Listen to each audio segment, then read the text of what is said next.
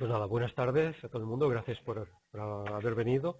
Hoy vamos a hablar de análisis intermercado, es un término genérico para hablar de relaciones entre varios mercados. Es una teoría que de hecho cierra el abismo entre lo que sería el análisis fundamental o análisis de datos macroeconómicos con el análisis técnico. Son técnicas de análisis que normalmente son habituales en el análisis técnico, como fuerza relativa, ratios, correlaciones, comparaciones de gráficos, muy en base al precio y a las pautas visuales que vemos en los gráficos, pero aplicados a una comparativa entre mercados, y en algunos casos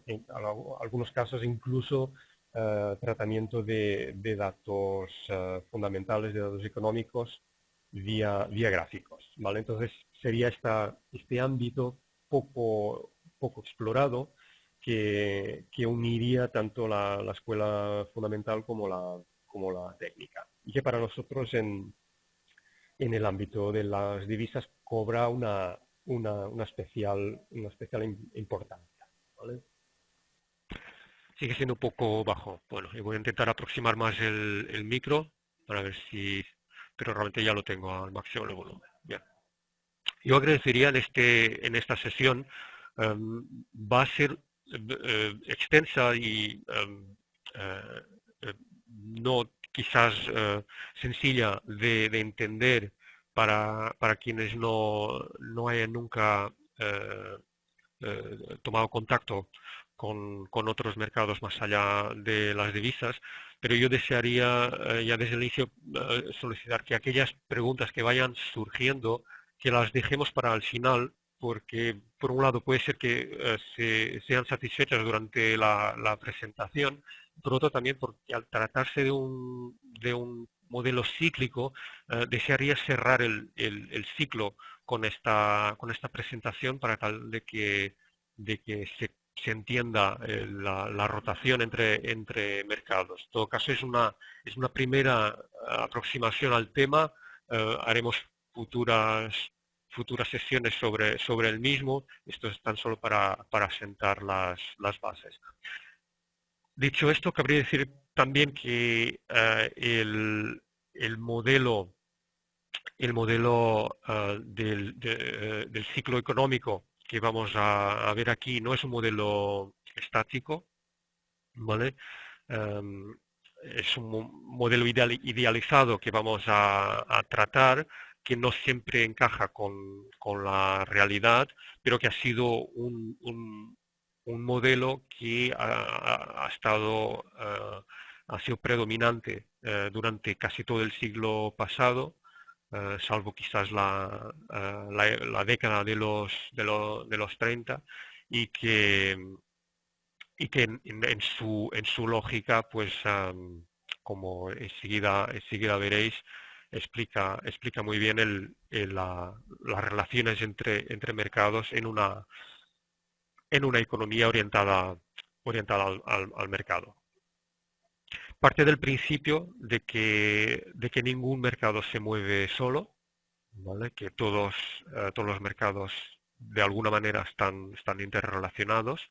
Parte también del principio de que la acción del precio en cada uno de los mercados se adelanta a sus propios fundamentales, en este sentido, dado que cada mercado tiene esa característica de que los participantes cargan en el precio sus expectativas sobre lo que pueda venir a suceder,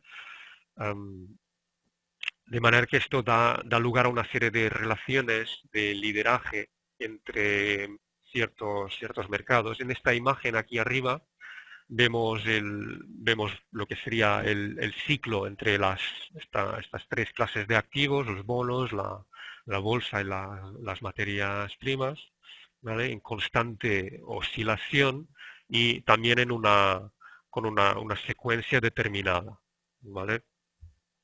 El análisis intermercado estudia pues las macrorelaciones entre estas clases de activos.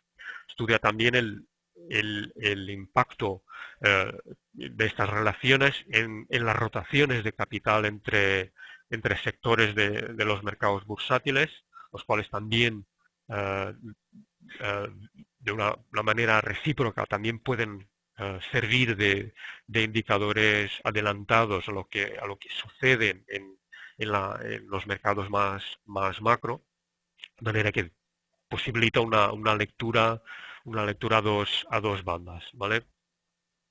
Nos sirve para el mercado de divisas en tanto que sigue la pista del dinero, ¿sí? La pista del capital. Las divisas no se han incorporado en este modelo tradicional desde el inicio, primero porque lo que es el ciclo económico, el ciclo de negocios idealizado, digamos, viene de una época en la que las divisas no fluctuaban libremente como lo hacían las materias primas, y por otro lado porque la relación que tienen las divisas con cada una de esas clases de activos es quizás más transversal, no tan lineal, no encaja tanto en la secuencia como, como la que existe entre bonos, bolsa y materias primas, sino que se utiliza más a modo de chequeo. Veremos ejemplos.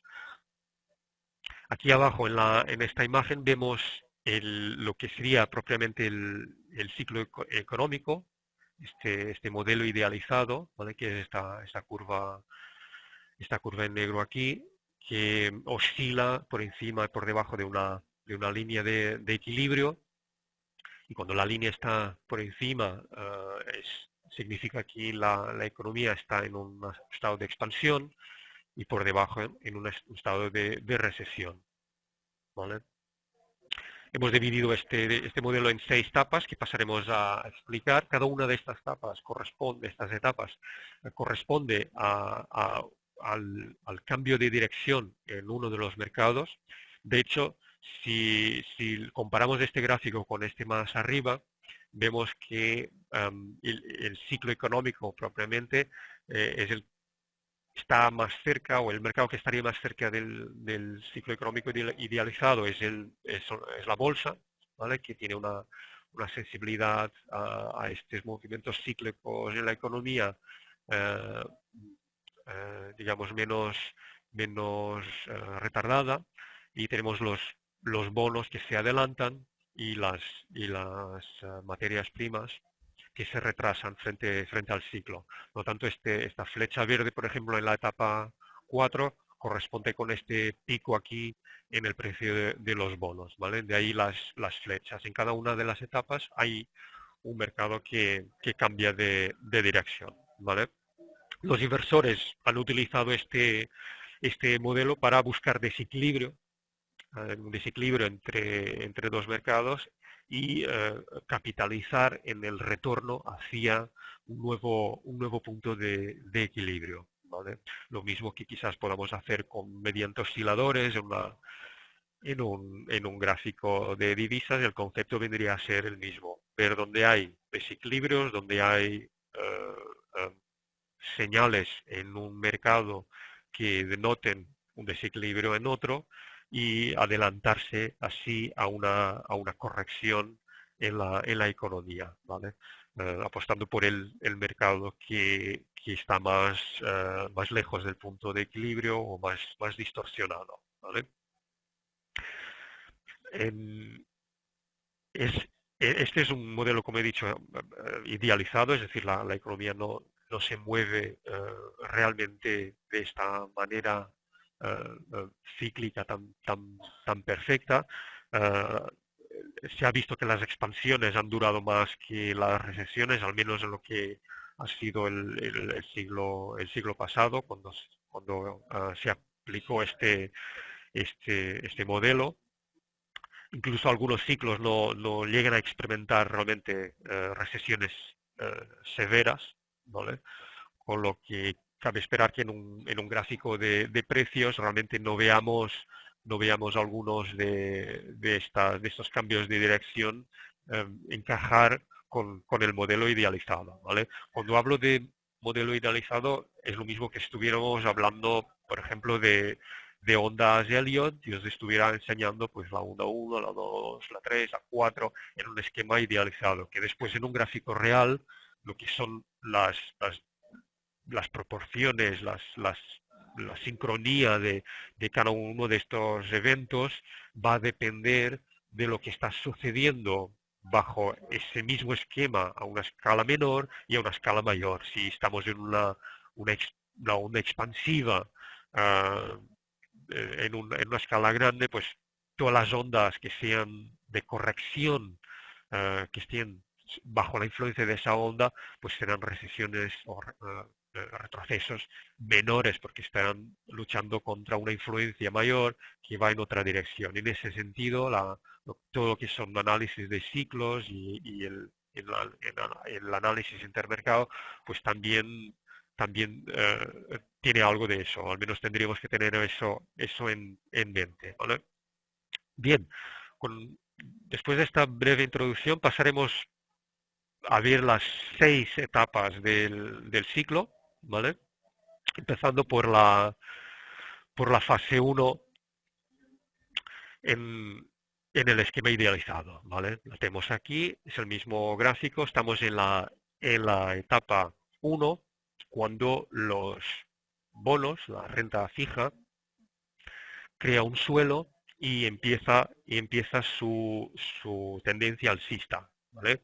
En el modelo idealizado, los bonos son los primeros en rebotar al alza, pero el modelo de hecho no empieza aquí. El modelo es un modelo cíclico, pero eh, comúnmente para explicarlo se ha desglosado esto en etapas y siempre ha empezado por los bonos. Tiene también algo de, eh,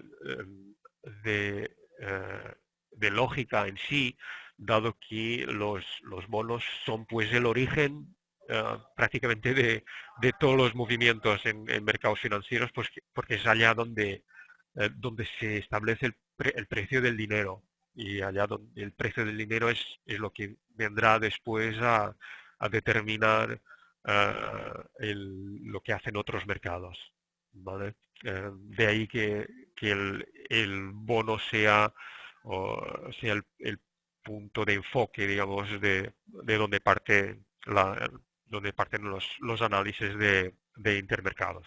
En esta fase hemos de pensar pues que están bajando aún las bolsas, están bajando aún las materias primas. Venimos de una fase, de una etapa 6, ¿vale? Donde los tres mercados están cayendo, la economía está entrando en una recesión, ¿vale? En estos momentos los inversores ya descuentan de que ya no habrá inflación, porque claramente la economía está en declive, con lo cual abandonan las materias primas que les servían de alguna manera de compensación a la inflación, las abandonan, contribuyen pues a que caigan las materias primas, los tres mercados están cayendo y suceden dos cosas. Primero, los inversores descuentan ese escenario de que posiblemente ya no habrá inflación, sino una recesión en la economía y crece la demanda de bonos, lo que hace subir los precios o los tipos, perdón, al final de la curva de tipos de interés, ¿vale? Los inversores en este caso buscan los bonos por buscar, digamos, por huir del riesgo que suponían la renta variable, las bolsas, las materias primas que ahora están en declive y buscan ese bono más seguro que ofrece una rentabilidad fija a una fecha de madurez ya a priori conocida, ¿no? que sería entre las tres clases de activos la que menos riesgo supone, y es allá donde va el dinero, donde cuando los demás mercados no están presentando rentabilidades muy atractivas, ¿vale? El otro motivo por el cual los precios de los bonos empiezan a subir en esta época, esta etapa de recesión, es que las autoridades monetarias empiezan a subir los tipos de interés a corto plazo para incentivar la economía, ¿vale? Eh, bajar un tipo de interés quiere decir colocar el dinero más barato al alcance de las empresas, de las personas, para tal de que puedan emprender nuevos proyectos, puedan mejorar sus fábricas, etcétera, etcétera, ¿vale? Con lo cual esta bajada de tipos de interés es una respuesta a esa entrada en recesión. Como los tipos de interés y los precios en el bono van a la inversa, pues si se empiezan a subir a bajar los tipos, sube el precio del bono, ¿vale? Se empieza a bajar el precio del dinero y el bono empieza a subir, ¿vale? Las relaciones que observamos en esta primera fase, veríamos relaciones entre bonos y las acciones, que sería el mercado o si el activo que anticiparíamos que sería el siguiente en reaccionar. Aquí sabemos que tipos de interés bajistas, o sea, una política monetaria más laxa, es positivo para la bolsa, que reaccionará al alza. Al menos eso es lo que se empieza a descontar. Las empresas tienen al alcance dinero más barato para mejorar sus producciones. Esto incentiva de alguna manera la economía, entonces se anticipa ya de que en la próxima etapa serán las empresas, las cotizaciones en bolsa que reaccionarán, ¿vale? Por lo tanto, hay una correlación relativa, pero una correlación positiva entre estos dos mercados, ¿vale? Que van a ir juntos a partir de la etapa 2. Sabemos también que los bonos se anticipan, se adelantan a las acciones, y que cualquier divergencia que observemos entre bonos y acciones alerta sobre esta posibilidad de un cambio en la bolsa, ¿vale? Si vemos que los bonos han tocado fondo y las acciones siguen cayendo, pues ahí hay una divergencia. Igual que si hiciéramos una divergencia entre un precio y un oscilador, pues aquí igual, ¿vale? El bono empieza en su precio a subir y la acción sigue imprimiendo mínimos menores, ¿vale? Los bonos en general, lo que son las tendencias de tipos de interés globales en todo el mundo suelen ser idénticas, con lo cual aquí en este estudio vamos a partir de lo que son instrumentos norteamericanos, por la referencia que suponen sus mercados, y también está relacionado con el dólar, que nos interesa después también vincular esto con las divisas, y lo hemos de hacer vía dólar, que es la moneda de referencia. Y por lo tanto, todos los ejemplos aquí que hemos hablado, vamos a hablar siempre de renta fija norteamericana, ¿vale? Para tal de simplificar el modelo y crear una base. Entremos ya en estudios en concreto que se utilizan, que serían útiles en esta fase, ¿vale? Tendríamos, por ejemplo, lo que sería el ratio entre los bonos a 10 años y el S&P 500. Un ratio sería un gráfico de fuerza relativa, ¿vale?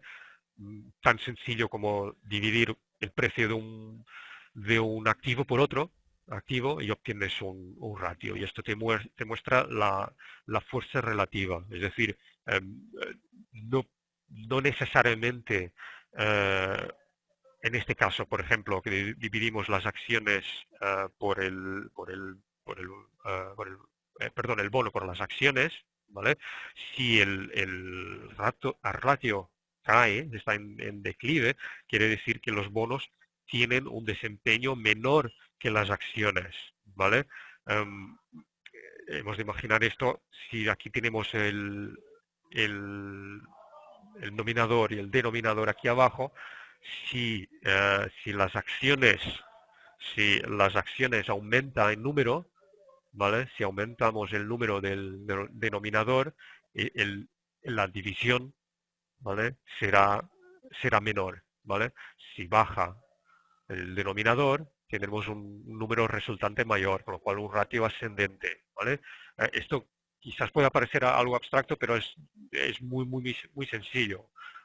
Esto visto 2 o 3 veces ya lo tenéis. La única cosa que es fuerza relativa, no quiere decir que esté realmente bajando un mercado y subiendo el otro, sino que los dos pueden estar bajando, pero si uno de ellos baja más rápido que el otro, pues en la fuerza relativa de uno será más fuerte, aunque los dos estén bajando, ¿vale? Y ahí está el interés que tiene la fuerza relativa, que nos muestra en un gráfico como si realmente hubiese un momento ascendente o no, pero estamos sacando una diferencia que quizás comparando dos gráficos de precios sería muy sutil o difícil visualmente de ver, pero si dividimos uno por el otro, ¿vale? Es más fácil. Así que con un ratio en declive, ¿vale? Sabemos que los bonos tienen un desempeño menor que las acciones, así que los inversores se concentran más en la bolsa. En cambio, un ratio ascendente va asociado a una economía en declive. Aquí vemos en el 2008 como el ratio rápidamente subió, ¿vale? Denotando esa huida hacia los bonos, hacia la renta fija, ¿vale? Y aquí otro ejemplo que vendría a ser también el bono a 10 años con el índice Dow Jones de industriales, ¿vale? Sería un índice que hablaría del sector de industriales en la bolsa, de manera que aquí estamos tomando ya no un referente como el S&P, sino ya un sector en determinado, sector de industria, que en sí sería un sector sensible también a los cambios en la economía, ¿vale? Este gráfico sirve pues para detectar alteraciones en los precios de la renta fija que se anticipan a la bolsa, ¿vale? Vemos aquí, podemos aplicar en lo que es el gráfico de bonos, pues líneas de tendencia, igual que en cualquier gráfico de precios, ver dónde hay roturas significativas, ¿vale? Y que dejan atrás un suelo en ese mercado, ¿vale? Anticipándonos pues de que un suelo en los bonos va a anticiparse a un suelo en las acciones, ¿vale? Y ahí tenemos esa relación que se dio aquí en varias ocasiones. Para determinar dónde ha hecho un suelo, pues aquí simplemente he trazado líneas de tendencia y roturas para dejar atrás ese suelo en lo que es el precio del bono, pero cualquier otro mecanismo de análisis técnico se podría aplicar. Lo que es interesante aquí es esa anticipación que podemos hacer de un mercado con el otro, ¿vale? Por lo tanto, etapa 1, están los bonos ya, los precios de los bonos alcistas, mientras las acciones y las materias primas a la baja. Bien, pasamos a la etapa, siguiente, por lo tanto, una, una economía en declive, estamos por debajo de la línea de equilibrio, una actividad económica en declive, beneficios empresariales que se contraen con la recesión, ¿vale? Y ahora ya los tipos de interés bajos empiezan a tener dos efectos positivos en la bolsa. Las empresas empiezan a solicitar créditos, nuevas contrataciones de personal, ampliaciones de capital, etcétera, etcétera. Y esto también aumenta la confianza en los inversores y con lo cual los tipos de interés bajos motivan esa rotación de dinero hacia la bolsa, lo que hace que la bolsa marque un suelo, ¿vale? Como vimos en los estudios que acabamos de ver, ¿vale? Las relaciones serían estas que acabo de mencionar entre los bonos y las acciones, ¿vale? Los efectos positivos que tienen los tipos de interés en declive, las empresas solicitan crédito y que la confianza anima a los inversores a entrar en bolsa.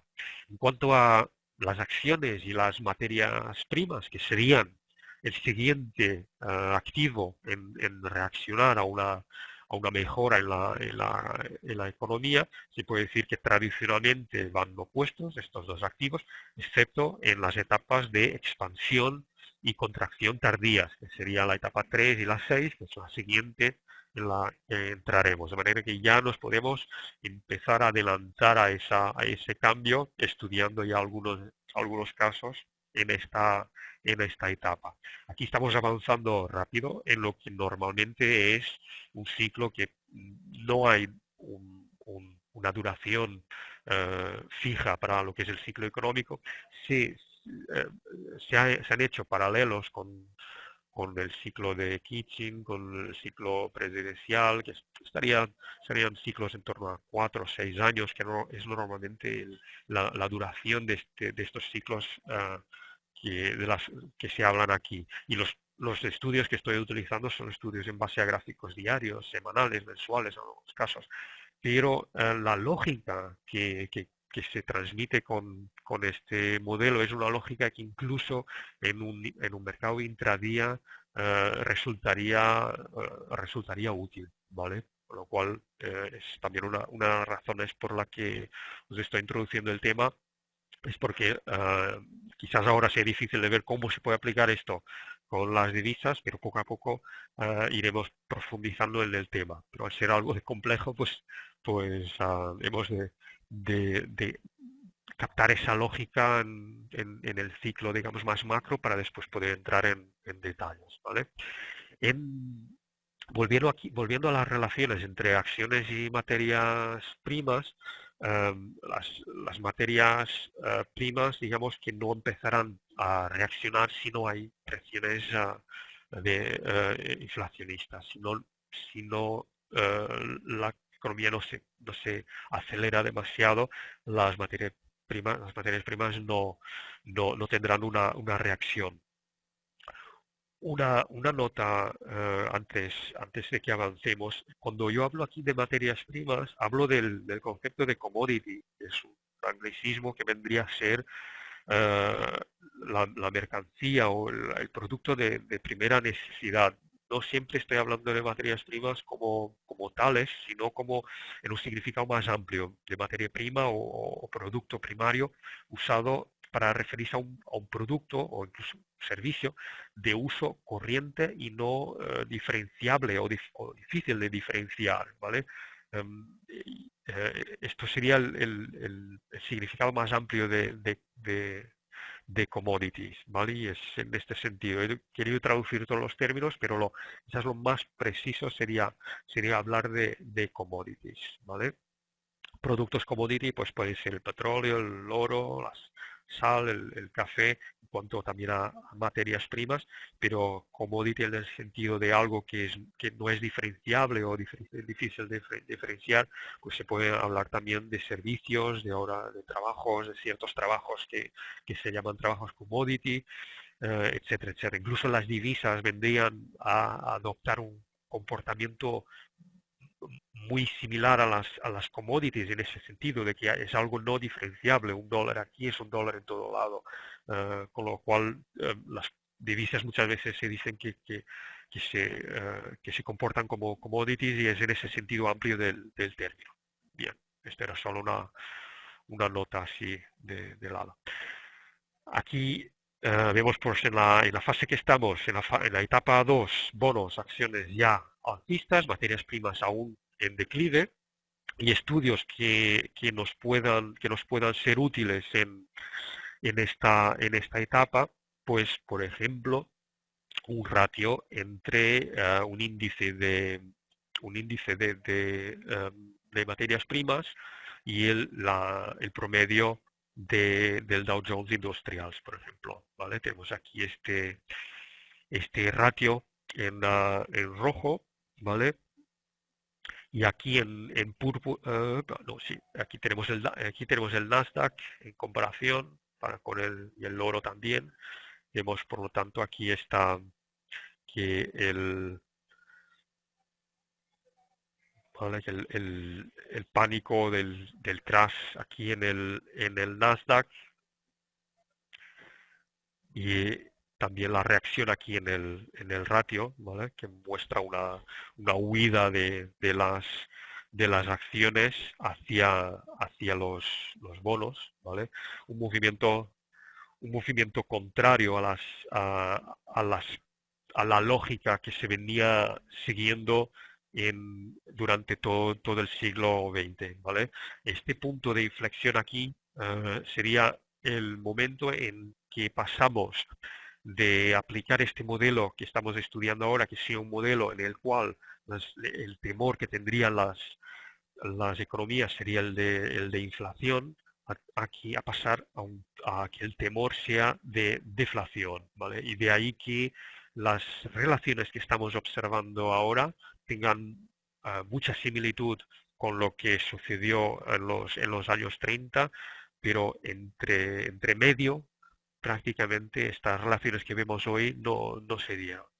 Con lo cual, para entender lo que está sucediendo hoy, por eso hemos de ver cuál es el modelo tradicional, cómo se ha explicado antes todas estas relaciones, a qué tipo de relaciones estaba habituado el dinero hasta ahora y qué es lo que ha cambiado, porque hay algunos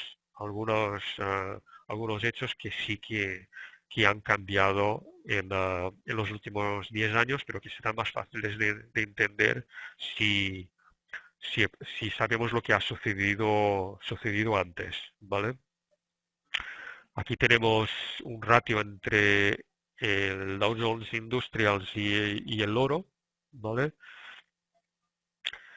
Y aquí en púrpura el yield de los bonos a 10 años en escala semi-logarítmica. Vemos como los, los picos en los yields que corresponden, ojo, a suelos en el precio del bono, ¿vale? Que siempre va opuesto el precio del bono y su yield, que es el tipo de interés. Por lo tanto, aquí estos picos corresponden a estos suelos aquí de la etapa 1, ¿vale? Que son suelos en el precio. Tenemos aquí es el gráfico del tipo de interés, ¿vale? Entonces los picos aquí en los bonos a 10 años, vemos cómo se anticipan a los brotes alcistas en la bolsa, ¿vale? Como esa relación era la relación predominante hasta el crash de, de las .com en el Nasdaq. Y a partir de ahí, como la correlación, vemos aquí cómo se positivó, ¿vale? Entre yields y el ratio, ¿vale? Otro punto, aquí otro gráfico que muestra ese punto de inflexión, ¿vale? Bien, pasamos a la etapa 3 cuando ya las materias primas reaccionan al alza. Es la etapa donde la economía sale de la recesión y entra en un estado de expansión. Todos los mercados estarán en una misma dirección. Las capacidades de producción excedentaria aumentan, es un rasgo típico de esta fase. Hay un retorno en la fijación de los precios suben y sigue habiendo demanda para esos precios. Las materias primas pues reaccionan al alza y reaccionan al alza básicamente por dos motivos. Crece la demanda de bienes manufacturados y con ello la demanda de materias primas para fabricar esos bienes. Y por otro lado, recordemos que los bonos están subiendo, los tipos de interés están bajando aún, ¿vale? Y los bonos están subiendo desde aquí, ¿vale? Desde esta etapa. Por lo tanto, subida en bonos, bajada de tipos de interés, el dinero se está haciendo cada vez más barato, para tal de sacar la economía del estado recesivo, y ese dinero más barato pues tiene un efecto multiplicador y inunda el sistema de dinero, creando cierta presión inflacionista, ¿vale? El dinero barato, pues las empresas empiezan a producir, a crear nuevos proyectos, a invertir en cualquier cosa con un dinero muy barato, pues prácticamente cualquier proyecto puede salir rentable comparado con el precio del dinero. Aquello que se tiene que devolver en deuda pues es mínimo, aunque saquemos una rentabilidad de ese proyecto que no sea gran cosa, siempre será positivo, con lo cual las empresas se animan y eso acelera la velocidad del dinero, la circulación del dinero se acelera, y eso tiene una presión sobre la inflación, ¿vale? Los inversores, al ver que se acelera mucho, se empieza a acelerar la economía con la entrada en expansión, y empiezan a rotar el dinero hacia las commodities, ¿vale? Hacia las materias primas, ¿ya? Y esto hace que las materias primas que venían en declive hasta ahora, pues hagan un suelo, ¿vale? Dejan de bajar, ¿vale? Las relaciones, pues, mencionadas, crece demanda de bienes manufacturados y las presiones inflacionistas, el dinero busca esa cobertura, ese hedge que encuentra en las materias primas, ¿vale? En el oro, por ejemplo, que es un caso típico de cobertura de inflación, ¿vale? Entre las commodities y los bonos, pues también cabe decir que los tipos de interés ahora muy bajos no pueden realmente competir con la renta variable. La bolsa está dando rentabilidades mucho más altas, con lo cual también esto hace que haya una cierta migración, empieza a haber una cierta migración desde los bonos hacia, hacia las materias primas y también en parte a las acciones, ¿vale? Entre una rentabilidad ahora muy baja, un tipo de interés muy bajo, que el dinero se puede sacar en un bono que ya viene en declive, el tipo de interés, ojo, viene en declive desde la etapa uno, pues el dinero hace esa rotación. Y estas rotaciones son rotaciones que las observamos también en el día a día, son rotaciones que se pueden observar a lo largo de un día si comparamos gráficos de renta fija con renta variable en un intradía, podemos ver estas rotaciones, ¿vale? Que aquí las explicamos en una lógica a largo plazo del por qué, pero esta misma lógica se impregna también en los niveles más pequeños del día a día, porque es la manera en cómo se entiende la relación de estos mercados con el dinero, y no va a ser otra la lógica que los rija en una escala intradiaria, digamos, ¿vale? En cuanto a los estudios en esta etapa, ¿vale? Aquí podríamos ver una comparación de sectores de bolsa, los industriales, las industrias básicas y la energía. Los industriales, aquellas acciones conectadas con la industria, están estrechamente vinculadas a las tendencias económicas, son maquinaria industrial, aeroespacial, herramientas, construcción, cemento, metal. Todo esto naturalmente son cosas que se consumen si una economía está en forma expansiva. Las industrias básicas también suben dada la alta utilización de capacidades de manufacturación, ¿vale? Suben las acciones relacionadas con aluminio, cobre, por ejemplo.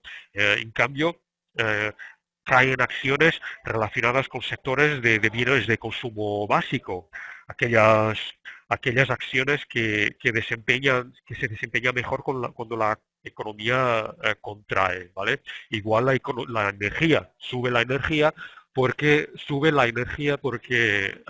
se necesita más energía para la manufacturación, ¿vale? Entonces, de los índices de sectores o de las de los diferentes sectores en la bolsa, también podemos sacar algunos indicios de cómo están yendo otros mercados, ¿vale?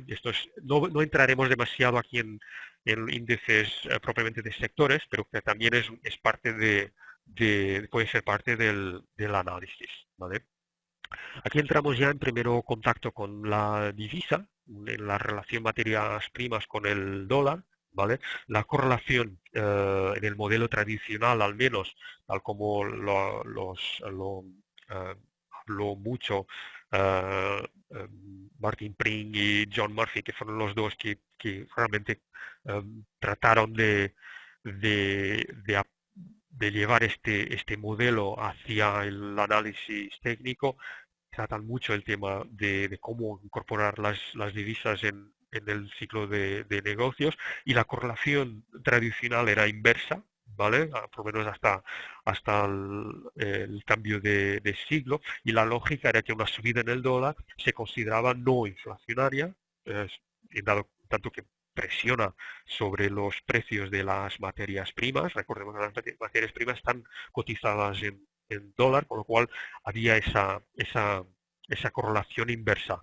Una bajada en cambio, una bajada en el dólar es considerada inflacionario, ¿vale? Materias primas más baratas en dólares. Si es más barata la materia prima, pues eso va a acelerar su consumo, con lo cual acelera la economía y crea inflación, con lo cual tiene ese impacto después, que veremos enseguida, en los bonos. Estamos siempre pensando en cuál es el siguiente paso, es decir, análisis intermercado es pensar en dos mercados, en lo que está sucediendo en un mercado, qué va a afectar en otro, y muchas veces qué va a afectar en otro mercado vía un tercero. Nosotros podemos pensar ahora qué está sucediendo en las materias primas y qué podrá esto significar a largo plazo en la bolsa vía los bonos, ¿vale? Vía los bonos.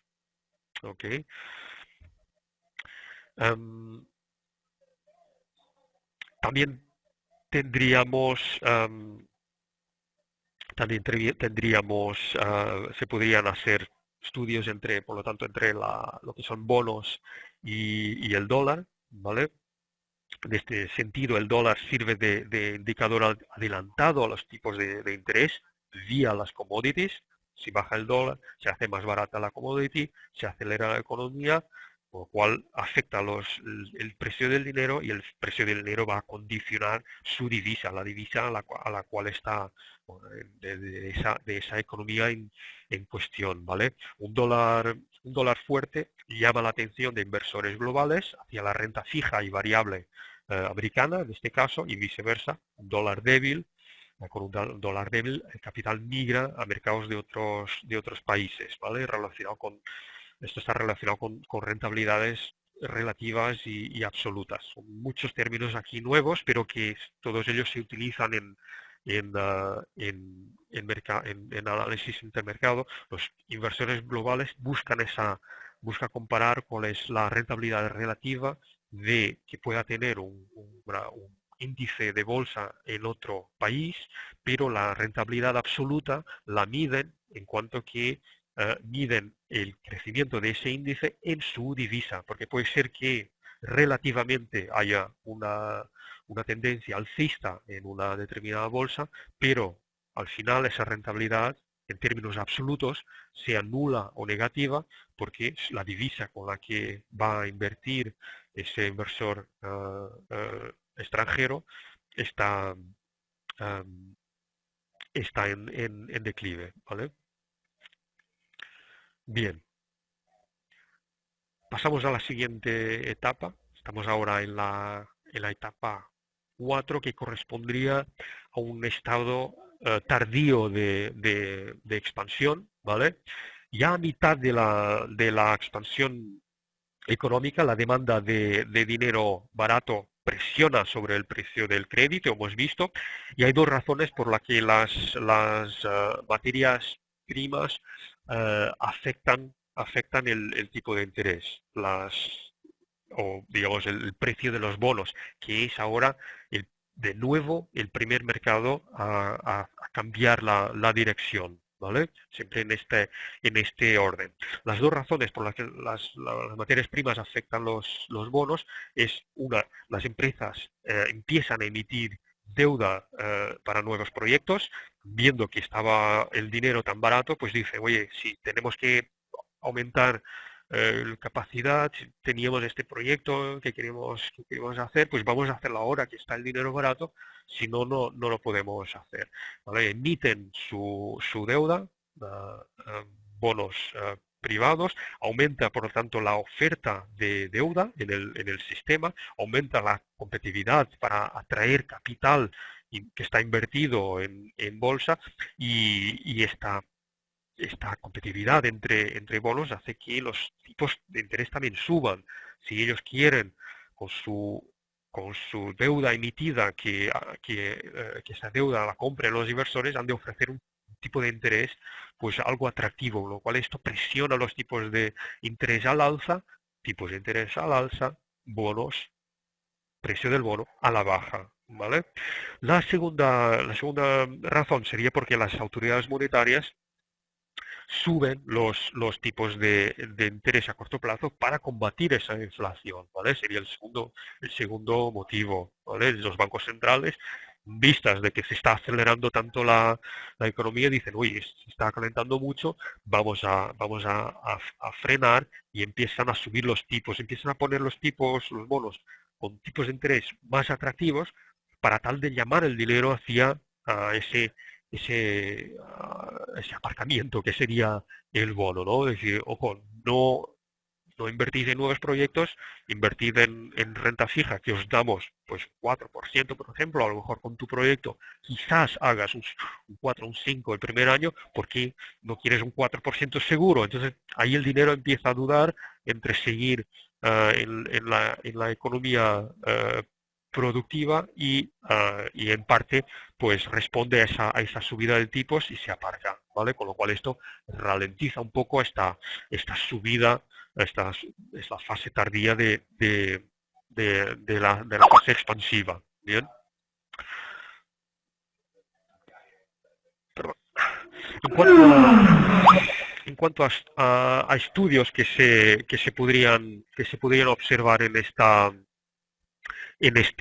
este momento, estaría la curva de tipos de interés. Es un dato que no viene a ser una comparación entre mercados en sí, pero es un estudio que da claves sobre este momento del ciclo, que es cuando la curva se invierte. Quiere decir que los tipos de interés a corto plazo están más altos que los de a largo plazo, ¿vale? Señala pues una política monetaria que intenta enfriar una economía muy acelerada, ¿vale? Y por este motivo la curva invertida es una señal negativa para la bolsa, dado que implica recesión cuando los inversores buscan la seguridad de los bonos. Nuevamente ya nos estamos anticipando a lo que va a suceder en la etapa 5, ¿vale? Siempre pensando en lo que pueda suceder a partir de algo que estamos observando ahora, ¿vale? En cambio, una curva plana, esto es una curva invertida, vemos aquí los tipos de interés a corto plazo están más altos que los de largo plazo y vemos aquí el momento en que corresponde esto, aquí en el S&P, en el 2007, ¿vale? Antes de esa caída que se observó en el 2008, ¿vale? En cambio, una curva plana pues podría significar o significa normalmente indecisión, cuando lo hay el dinero pues está indeciso si se va a bonos o si va a renta variable o fija, mientras que la curva normal, la ascendente, donde los tipos a corto plazo son menores que los de largo plazo, es lo que los inversores pues siguen, o la economía sigue o no hay peligro, digamos, para la bolsa. En términos de interpretativos, no habría ningún peligro para la economía y para la bolsa, ¿vale? Contra otros estudios interesantes que se podrían hacer, tendríamos, por ejemplo, un ratio entre un índice de materias primas, el CRB, y los bonos a 10 años, ¿vale? Aquí aquí tenemos este índice, que lo tenemos aquí en negro, ¿vale? La línea azul es el dólar y la verde es el S&P, ¿vale? Si las commodities superan los bonos, fase 3, ¿vale? Las commodities empiezan a superar los bonos, es una señal adelantada y también negativa para la bolsa porque alerta de la posibilidad de inflación y tipos más altos, fase 4, y por lo tanto un declive posterior en la bolsa, fase 5, ¿vale? Entonces aquí tenemos ese declive aquí en la, perdón, tenemos vía dólar, tenemos este aumento aquí en el dólar, ¿vale? Más o menos octubre 98, esta tendencia, el suelo que se crea aquí en el dólar, la repercusión en las materias primas, ¿vale? Con esta subida al alza y posterior caída en bolsa. Vemos esa secuencia aquí del dólar impactando las materias primas impactando la bolsa, ¿vale? Que vendría a ser aquí, perdón, estoy aquí, exacto.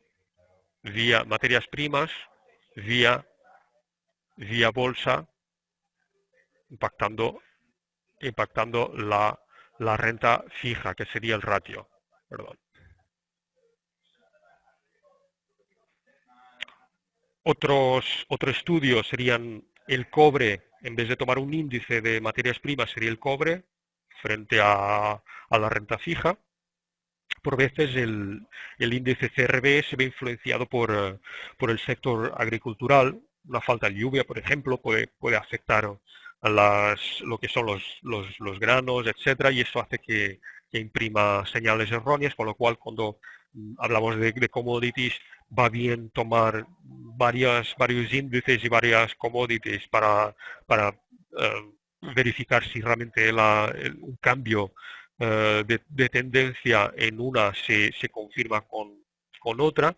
Tendríamos también lo que es el índice desarrollado por el Economic Cycle Research Institute, que lo emite el Journal of Commerce, el JOC, que este índice se distingue de otros índices de commodities, según sus autores, en su mejor relación cíclica con la inflación, ¿vale? También es diferente en tanto que excluye alimentación, granos y metales preciosos, con lo cual aquí tendríamos también otra lectura de ese activo que son las commodities y también otro último estudio que podría ser los metales industriales frente a los bonos, ¿vale? Esto concluiría la etapa 4 y de aquí ya pasaríamos a una etapa 5 donde tiene el cambio que se observa es en las acciones, por lo tanto las relaciones que buscamos siguen siendo de bonos y acciones, en cuanto que estos primeros se anticipan a los segundos, hasta esto en la etapa 5 vemos que ese aumento de tipos de interés, bajada en precios de bonos, aumento de tipos de interés tiene dos repercusiones negativas sobre la bolsa. Primero, los participantes descuentan en los precios de las acciones el hecho de que la economía se haya calentado demasiado y toman beneficios en sus participaciones de bolsa. Y segundo, las empresas abandonan proyectos menos rentables. Con el dinero, como decíamos antes, con el dinero barato, pues cualquier idea era buena, ahora el dinero ya no está tan barato, lo que lleva a las empresas a pensar dos veces antes de emprender un nuevo proyecto. Y esto a su vez pues lleva a una contracción en los niveles de confianza. El público sabe que tales empresas ya no están invirtiendo en nuevos proyectos, se contrae esa confianza, ¿vale? Otra razón por la que la bolsa se ve afectada es por la subida de precio en las materias primas, ¿vale? Lo que decíamos, la inflación, ¿vale? La subida de las materias primas puede también venir influenciada por la cotización del dólar, lo que hemos visto, ¿vale? El dólar tiene esa correlación inversa con la materia prima, al menos en este modelo tradicional, ¿vale? Y esto se sumaría a la demanda creciente por commodities que que habíamos visto en la fase 3 y en la 4, ¿vale? En cuanto a estudios, podríamos hacer de nuevo un ratio entre, en este caso, dos materias primas, un ratio de oro con petróleo, ¿vale? Un declive prolongado en este ratio significa que el oro está perdiendo fuerza relativa frente al petróleo, o el petróleo ganando fuerza relativa frente al oro, ¿vale? Y cosa que ha sido muchas veces una carga para la economía norteamericana y que los ha llevado a una recesión, ¿vale? Este dato es útil dado que en la fase 5 los dos mercados pueden estar alcistas, tanto el oro como el petróleo. En lo que es la etapa 5 vemos que las commodities aquí aún no se han dado la vuelta, ¿vale? No se han dado la vuelta, con lo cual estamos con las commodities aún al alza, pero una de ellas se pueda estar indicando de que se van a dar la vuelta a las commodities, y de ahí que hacemos este ratio, ¿vale? El oro plata sería otro ratio también es otro índice interesante para averiguar la relación con el riesgo, la aversión al riesgo, ¿vale? Se ve que estamos ya prácticamente a 3 minutos del final, con lo cual ya rápidamente avanzo a la última etapa, ¿vale? Que ya enlazaría con lo que es la fase uno, ¿vale? En esta última etapa ya, hasta ahora los tipos de interés más altos, o digamos que hasta que los tipos de interés que ahora están bastante más altos, no ralenticen realmente la expansión, que estamos en expansión, recordemos, y frenen esa inflación, pues la tendencia en las commodities persistirá. Es cuando realmente se logra controlar la inflación que los precios de las materias primas empiezan su declive, ¿vale? Primero, los inversores descuentan la inflación y abandonan ese hedge que suponen las materias primas, y por otro lado, pues la economía está en desaceleración y la economía pues reduce la demanda que tenía por materias primas, ¿vale? Se podría en este caso, en cuanto a estudios, pues valorar el oro en multidivisas, por ejemplo, permite comparar la fuerza relativa de varias divisas frente a una materia, una commodity, en este caso, más que nunca diría que es el oro, o si no, pues tendríamos también aquí una correlación, por ejemplo, entre lo que es un índice de commodities y aquí un índice, el Australian Dollar Philadelphia Index, que es un proxy para el dólar australiano, y vemos aquí la estrecha correlación, casi siempre en positivo, ¿vale? Que muestra esta estrecha correlación entre commodities y el dólar australiano, ¿vale? De ahí que los tipos de interés en Australia estarían relacionados, según este modelo tradicional, con tendencias alcistas en las materias primas, ¿vale? Y de aquí, de la fase 6, pues ya volveríamos a la fase uno, dado que pues todo es un ciclo, ¿vale? Pues nada, espero que hayamos podido cerrar aquí el ciclo dando algunas ideas sobre cómo se comportan los diferentes tipos de activos y cómo las divisas en algún momento nos sirven de chequeo o tienen relación vía otros mercados con alguno de con alguno de estos activos. Veremos más ejemplos, veremos también en una posterior sesión quizás qué es lo que ha cambiado de este modelo tradicional al nuevo modelo que se viene observando en esta década, y miraremos de incorporar cada vez más lo que son las divisas a este tipo de análisis. Pues nada, muchas gracias por vuestra atención. Os dejo ahora, creo que con Raúl López, fundador de StraightForex, y que os va a hablar de estrategias para definir soportes y resistencias. Muchas gracias y hasta la próxima.